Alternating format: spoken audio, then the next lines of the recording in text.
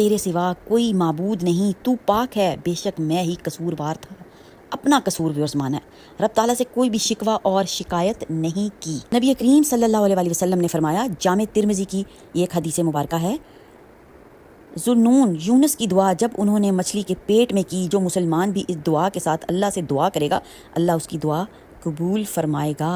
ماشاءاللہ، سبحان اللہ، اللہ اکبر، اللہ کی شان دیکھ لیں ویورز، ایک نبی، 3 اندھیریاں اور کوئی سارا نہیں۔ یہ ہیں حضرت یونس علیہ السلام جو مچھلی کے پیٹ میں قید ہو گئے، نہ وقت کا پتہ تھا نہ دنوں کا حساب تھا ویورز، بس ایک صدا تھی جو وہ دعا پڑھتے تھے، لا الہ الا انت سبحانک انی کنت من الظالمین۔ جب سب دروازے بند رہیں تو دعائے مبارکہ کا اہتمام کر لیں، رب تعالیٰ سے جڑ جائیں، انشاءاللہ رب تعالیٰ جو ہے وہ تمام بند راستے کھول دے گا۔